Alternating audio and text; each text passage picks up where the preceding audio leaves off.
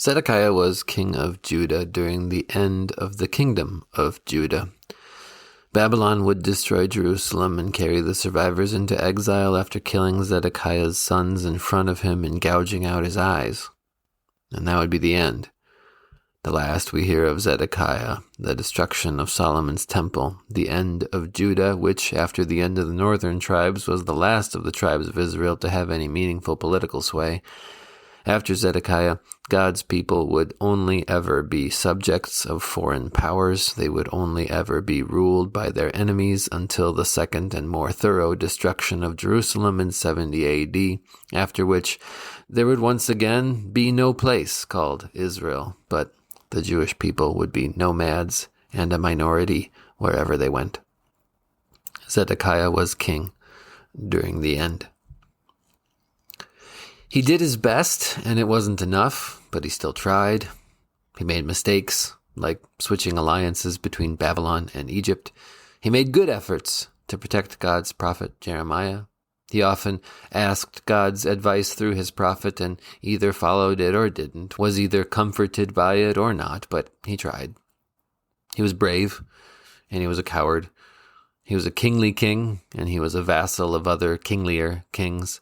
He had been installed as king when Babylon removed his nephew Jehoiakim and put Zedekiah in charge after changing his name to Zedekiah from Mattaniah. So, he was pretty doomed from the beginning. As students of history, we judge the successes and failures of historical figures on the basis of outcomes. This leader was successful because of the prosperity that followed his leadership. That activist was a failure because nothing was ever accomplished as a result of his activism. This CEO led a company through a downturn and was fired. That parent raised an honor roll student who got college scholarships. Do what you should do and things go well. Do what you shouldn't do and things fall apart. That's the story we tell ourselves when we tell ourselves our history. Zedekiah didn't do everything right. Is that what it would have taken for things to have gone differently? Zedekiah didn't do everything wrong. Is that what it would have taken for us to blame him for what happened? The story we want to tell is a gross oversimplification, isn't it? About Zedekiah, about anybody. There isn't the straight line between good behavior and good results that we want there to be. Bad behavior doesn't get consequences that perfectly match and counteract the badness. Life is not zero-sum. It's a mess. And when it ends, and we reach for a story to tell ourselves to make sense of it all we can find is gross oversimplifications. We are all of us brave and cowardly. We are both independent and subservient, and we have succeeded and we have failed, and we sometimes see outcomes that match and sometimes they don't. They always both do and don't. Zedekiah watched his sons die and then had his eyes gouged out. The last thing he saw was it his failure to save his people? He couldn't save his own family. Could he be entirely blamed for that? Of course not. Babylon was there as God's discipline on the entire nation of his people who had sinned. Could that have comforted Zedekiah at all? I doubt it. What could have? Only one thing.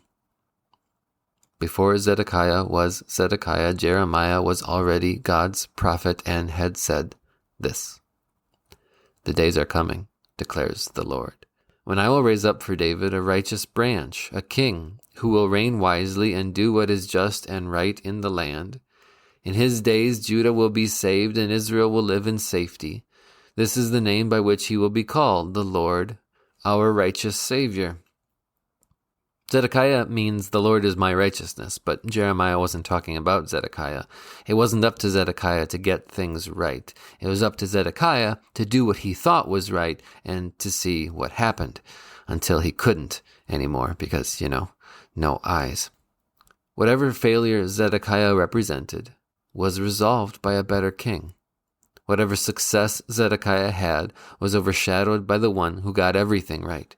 Whatever mess his life turned out to be, God had a perfect plan for the perfect outcome that is not a result of anybody doing anything right except God himself. It's Jesus, not one of Zedekiah's sons, but one of David's and also God's, who is our righteousness, our righteous Savior, our kingliest of kings, our brave and faultless brother, whose end is our beginning, whose death is our life, whose destruction means our resurrection, an outcome that we cannot deserve, a story that truly comforts because it's not the kind we tell, it's God's, in which we, who are pretty doomed from the beginning, every one of us, we see what happens when God does what's right and saves us from doom. And having seen what happens, we do what we think is right until we can't anymore because, we're dead, and our outcome is to come out of death into life forever. With Zedekiah, because of Jesus.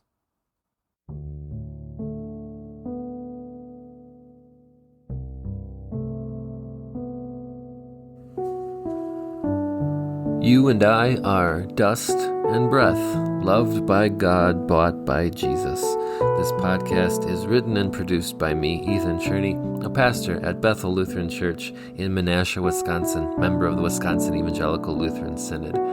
Outro music arranged and performed by Mr. Peter Shawi, who is like Tabor among the mountains.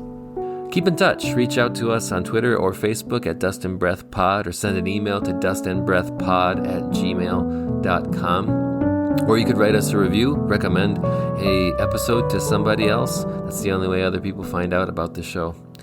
Now go, do what God called you to do, be who God made you to be, see what God can do with dust and breath and faith in Jesus, his Son.